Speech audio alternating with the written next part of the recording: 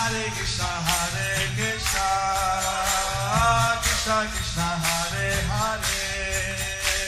The following is a live broadcast talk given by His Holiness Jayapataka Swami Maharaj on April 7th, 2010 in Los Angeles, California.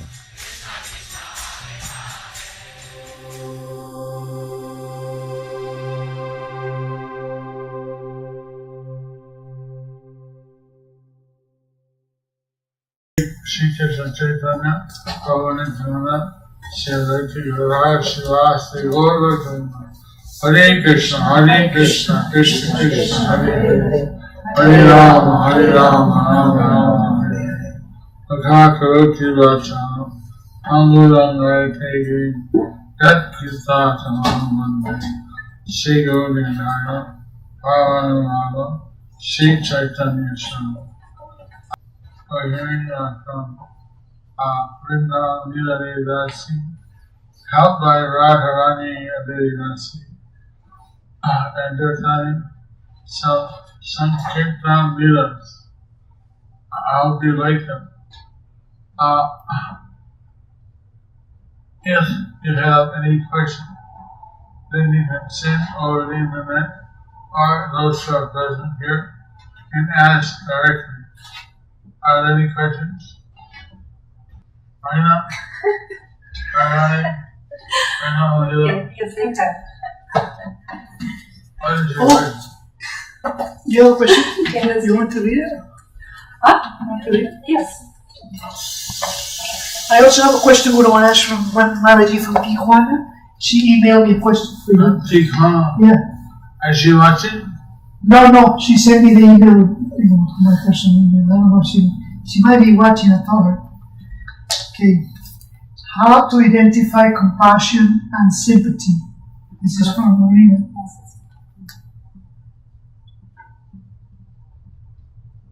How to distinguish, right? Compassion from sympathy? Yeah. How we can guide them. Okay. How to recognize it.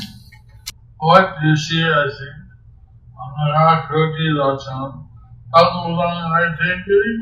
Yat Kita Chadahangande Sri Guru Nidhaya Kavanwala Sri Chaitanya Swami Hare Go.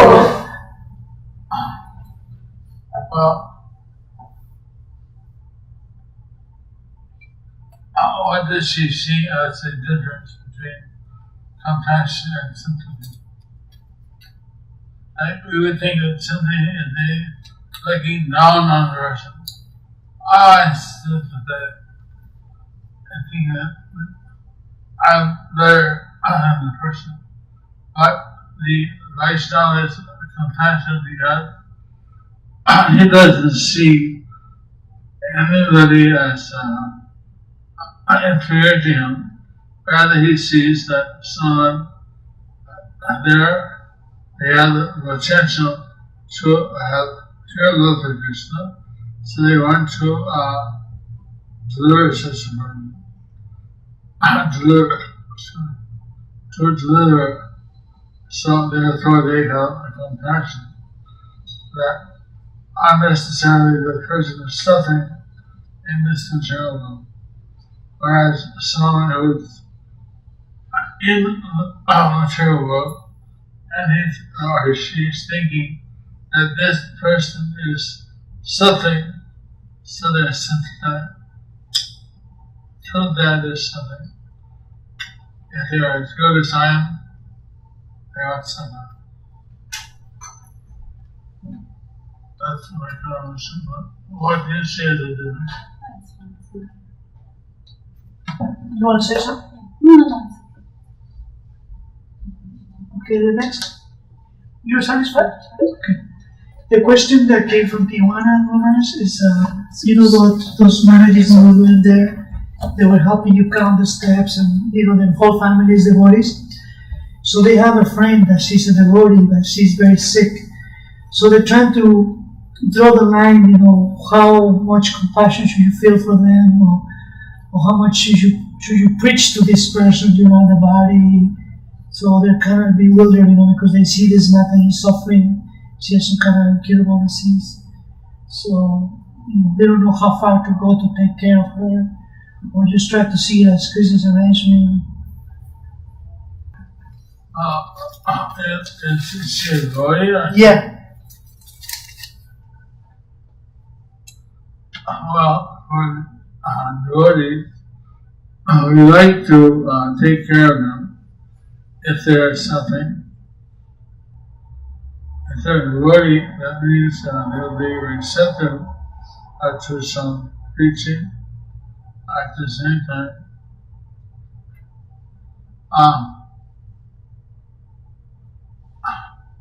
We want to encourage the devotee that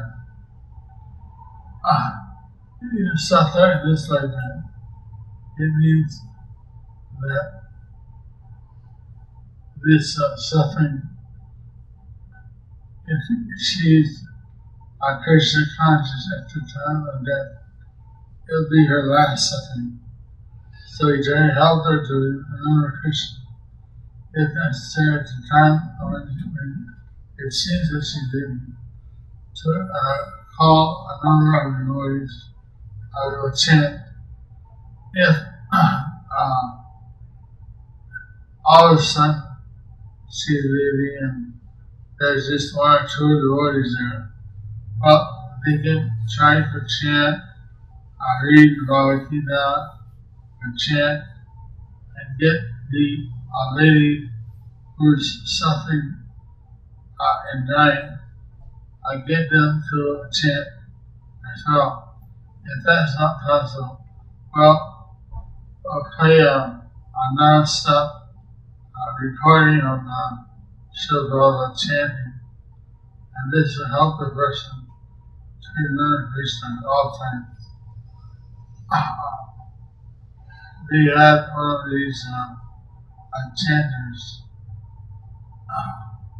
in my hospital room, and it was playing by midnight. When I got a little bit better, and then they turned it off at night so they could get to sleep. Like this. We want to help the person to give back to Krishna. If they're going to die, if there's hope that they're going to go there, or at least we like to help them to be delivered, whatever we can do. Just as we would like others to help us if they're in that same situation. Hare Krishna.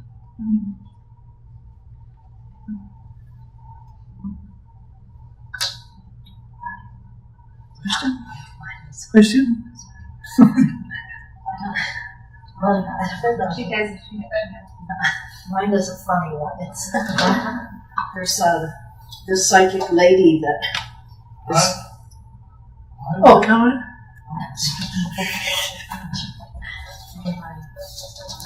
This is.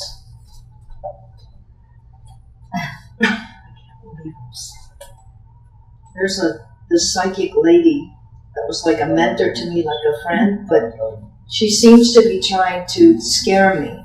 Like she wants to get money from me to work on relationships or do something. And she's using, I don't know if she's purposely doing it, but she's using fear to, I don't know. I don't. Cursing. She's afraid that she's afraid that the psychic will have powers to curse her, or to do something against her. I'm just doing things out of fear for her, basically. But I also like her just as someone to talk to, but not someone to really get psychic work done with, you know. So what's the question? The question is, I should just not associate with her, right? But somehow she's helping me, like, with just personal things, like to talk to me. Maybe I should find someone else to talk to, I guess. I don't know. She's afraid the lady might have some powers to curse her or something. She scares me. If she's not a devotee, No. But she's interested in Krishna consciousness. well, you may think it as a cultivation. bring her some prasad, like that. Yeah, I gave her a garland and I've been giving her prasadam. Yeah. Maybe give her books. And books, yeah. Or you could read something from the book, and that's what she thinks. Yeah, that's. With the idea that it will expose her to the blessing. I don't think that anyone has the power to curse a body without a cause. You're protected by Krishna. At the same time,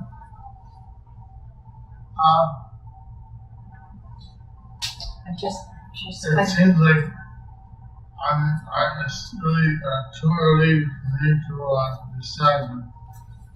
The way you present it seems like she's using him. Yeah. She knows how to get money. Yeah, and it's like, why would she push someone if they're not wanting to do it, you know? She might be running. She might be on it. I'm just not gonna call her. She may be greedy. I wouldn't see people like that. Yeah. If for help, if they're not devotees, you should get help from people that are devotees and senior Vaishnavis and Vaishnavas. Yeah. I don't think you're a guru with My guru. But You're right. if he can reach to her, Then at least you can love him. Otherwise, why go? It seems that she's not using you or something. And that's what some of these psychic people, so-called psychic, like immediately they worship themselves fill on the person.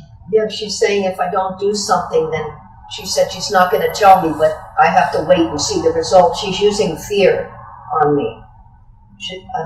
She said, oh, you wait and see, you know, if you don't do this, you know, like, and I already have trouble with my mind, you know, and anyway. She can see the future. A little bit. She has, but she says, don't come, you know, she's just using fear and stuff on me. I'll take shelter of you, of the devotees, and more. I had to find someone I can, you know, talk to. Yeah. Thank you, Maharaj. In this circumstance, if she will chant the Nrsimha Kavach, it will help. If she will chant Nrsimha Kavach, it's going to help. Colleges are like shields that protect you. I don't know exactly where all the villages come from. So, unless you exceed the village or someone one farm, it may or may not take effect, but in general, you'll be shielded by different people. The people that did the chronic healing, they said, oh, you should cut. Yeah, they do that. You should take that and say, cut, wave your hand, and all the people that are trying to control you or suck from you, they'll be cut out. I said, well, what about the sadhus? No, he said, no, people that you want out only cut. People that are silently sucking from you. I don't know exactly. That's what the chronic healers said. Whether it's right? Yes. I don't know. So, if you feel that people have put links against you, that's what they do. I don't know. I know. She once lit candles for me, and then I had a chronic healer try to fix the energy that she was doing. The psychic once tried to burn candles, and then the chronic healer tried to equalize the energy, and it worked. Yeah, the lady. Hey, what you don't want to do is sometimes they get some hair all caught on you. Then they can cast some spell. So you have to be careful about your personal things. Like in India, if they know your birthday, if they have a good time, so we very freely give this out. Of course, for marriage proposal, you're not trying to. Like that, there's, I don't know what's true or not, frankly, but these are things in India. They say they know your birthday, your hair, they can cast spells on you. Oh, I don't tell them my birthday. I don't want to spell. Yeah. Okay. Thank you, Maharaj. I mean. So, if you want to ask a question, please send it to Ishwarpuri Maharaj. Is available on Swati. Ishwarpuri Maharaj, no Swami. That's He said, Maharaj. no Swami, no? He's not a Swami. He's married and he's a very wonderful wife. And he's Ishwarpuri Maharaj Das. Adhikar. Now, here another Lila, we're bringing down Lila Devi Dasi. Then also, Lila. This one is called Determined to Give the Mercy.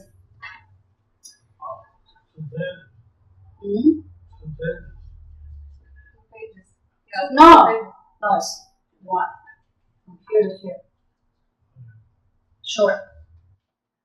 In a pack and safe parking lot in Hamilton, New Zealand. Despite the frigid temperatures, wind chill, and light rain, Ramdas Prabhu and myself were persistently presenting Srila Prabhupada's books to the exhausted Hamiltonians, some of whom were just getting off work at 9 p.m.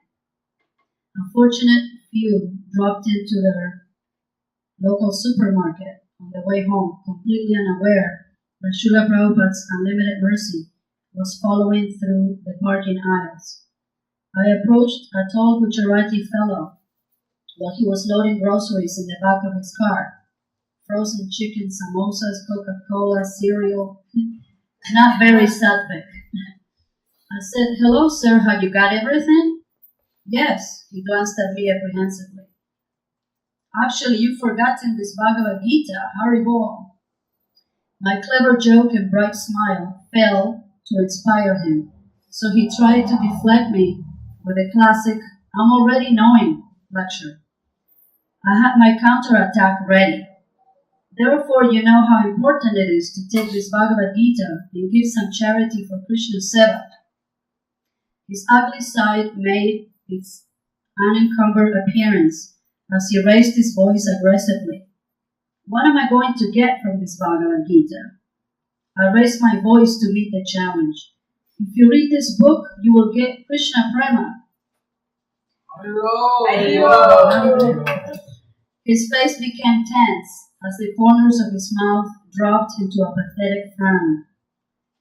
He looked like a man who had never smiled in his life. He growled at me angrily. "I am filled with Krishna Prema." After tossing a few things onto the driver's seat, he then stormed off with the shopping trolley to return it to the supermarket. I was unconvinced by his statement, but determined to give him something. I noticed an elderly man, his father, sitting in the passenger side of the car, just begging to be an instrument in the Lord's service.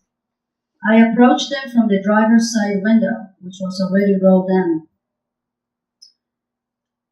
Then there's some Hindi, I don't even know how to say, but he goes, "Aapke Sahib, Krishna book, lelo, $20 dedo." Okay? In amateur Hindi, you probably don't understand. Yeah. In amateur Hindi, this means, how are you? Take this Krishna book and give me $20, okay? You want me to repeat the Hindi? Aap kaisa hai? Is that good? Krishna book lelo. $20 dedo. Bis is that bis 20? He smiled broadly, nodded his head side to side, in that quintessential Indian way, and reached for the wallet on the driver's side seat and gave a donation, receiving the mercy of Krishna and Prabhupada. Krishna Prabhupada ki jai. Yes, they're there from us. They're waiting there. They're waiting. Yes. Okay. I didn't put him in the box. So, no question? Yeah.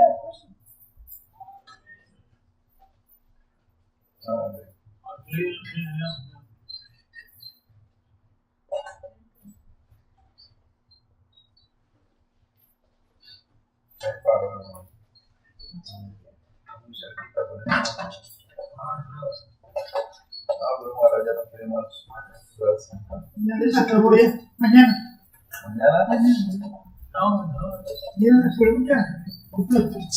The boy, the question is 15 years old boy doesn't want to go to school and he wants to live in the temple.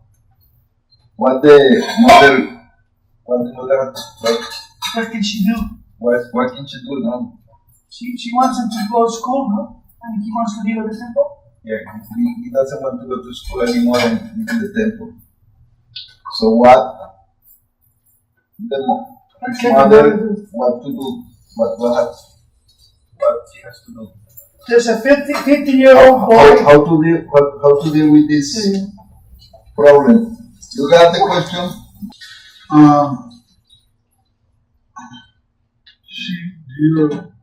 Goes Swami. He went to the university to study in order to be of better service to his guru.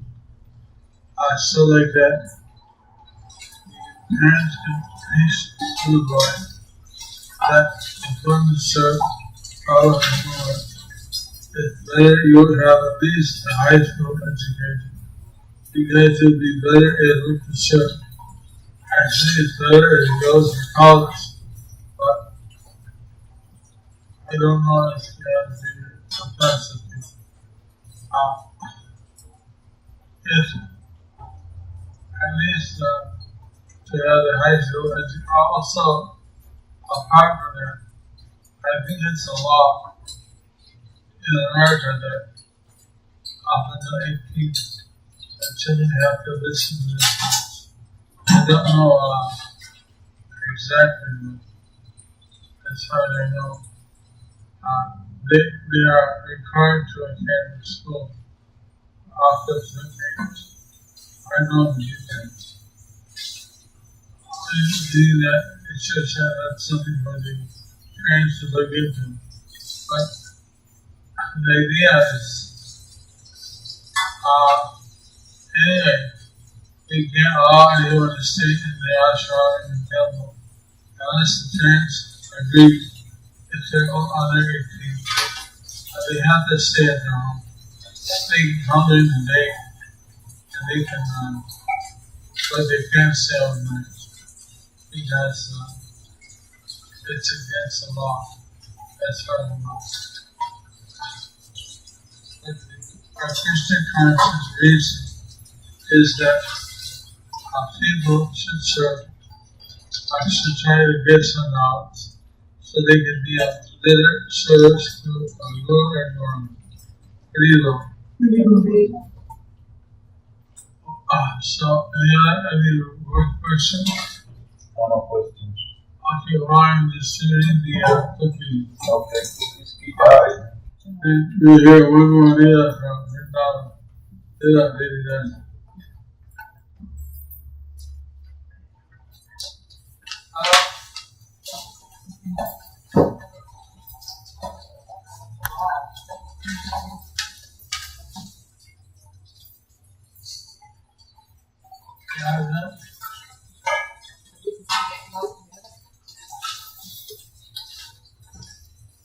From Mohan Das.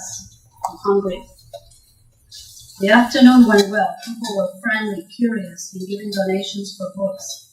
I had an hour left at the shopping mall and prayed to Krishna to distribute a complete Krishna book in Hungarian. The next man I met proved to be the desired customer. In fact, he was a regular customer of mine who first bought The Path of Perfection 4 years ago.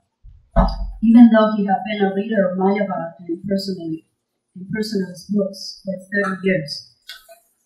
The next time we met, a year later, he got the Hidden Glory. A year later, at our third meeting, after having read Perfection of Yoga and the Hidden Glory of India, the man told me, Bhakti is better than impersonalism. It's needed, he said, because impersonalism is nothing. It can just make you go mad. This time he bought the first canto. He lives alone in a small town and doesn't like to meet people in groups. He was thinking just the day before that Christianity had no completely personal God, while Hinduism had Vishnu and Ram, and he was wondering about Krishna. He knew hardly anything about Krishna, so by Krishna's arrangement we met again. After he took the Krishna book, we talked for an hour, and he told me, Krishna is inconceivably tricky, whereas Vishnu is just always good. Krishna is not so understandable, and it's hard to put in a box as God. He said, yes, I'll read the Krishna book and understand my relationship with Krishna. Your servant Mohan Das. 5. Wait, what's it for? 4, divided. Who's counting? Yeah, 4. That was 4. I'm seeing that the number 5 already read it to you last time. I'm going to read number 6.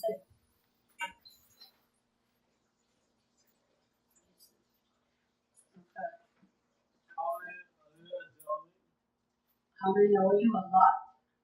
Numbers. You want numbers? I'm not really sure. What day is today? It's 7th? Maybe 7 plus last time was 28. It was 14 on the 28th. But I read maybe 4 or 3 last time. Maybe. With the other girls, maybe 4. So it's 10. 10 plus 7, right? I owe you a lot. This one is from Rupa Raghunath. I'm not sure, from Sydney. As in Sydney, I'm mainly do book distribution on the street. We are also very fortunate to have a strong team of 6 Devarita Swami's brahmacharis, opening the storehouse of love of God on the streets of hundreds of suburbs in Sydney. Since I took to the Grihastha ashram, I have found another avenue for book distribution inside our house. We set up a shop in the foyer with mainly books, but other paraphernalia also. So we do home programs and some people buy books during the programs. But some of the most enlivening experiences are when people come to do some work for us or people knock on our door to sell us things. We had a plumber who came to do some work. He ended up sitting down for a full meal of prasadam and bought a Gita and cookbook for $50. He also told us about these South American guys who installed pink bat installation in the roof to give extra cooling in summer and heating in winter. He said they do it for free as the government offers this benefit to people, so they use less air conditioning. So I called them up. They came around a few days later and installed insulation. I cooked a simple lunch of upma, tomato chutney, strawberry lassi, halava, and custard. We all sat in the back lawn and took lunch prasadam. They all loved the prasadam, and one man in particular was asking a lot of questions about our philosophy. Him, out of the 4 men, asked for seconds and thirds of prasadam. They went back to work, and when finishing, this one man asked if he could stay and ask some questions. We sat down in the shop, and he asked very intelligent questions for 1 or 2 hours. He ended up buying a variety of books and gave $60. Sometime later, we were preparing for the birth of a child. We planned to do home birth, so we got in touch with a professional midwife who has been doing home births for 20 years. On the day she came with her assistant. The birth went well, and we were chanting Hare Krishna along with Prabhupada on a CD. We also fed the midwives prasadam on the day. After the birth, the midwife came for a visit, and she took a keen interest in the books. She was eagerly looking over them in the shop and ended up getting $100 worth of books. The other midwife did not get any books then, but I met her on the street in her hometown some weeks later, and she purchased the Bhagavad Gita. Also, we have had a number of people knocking on our door to sell us something. Most of them walk away with a book, and some of them are happy to sit down and take prasadam with us. So I encourage all grihastas to keep a good stock of books in your house, because you don't know who will knock on your door, and you can have them walk away with the supreme benefit, Krishna consciousness, from Srila Prabhupada's books. Your servant, Rupa Bhagavata. Hare Krishna, Krishna Krishna, Hare Hare, Hare Rama,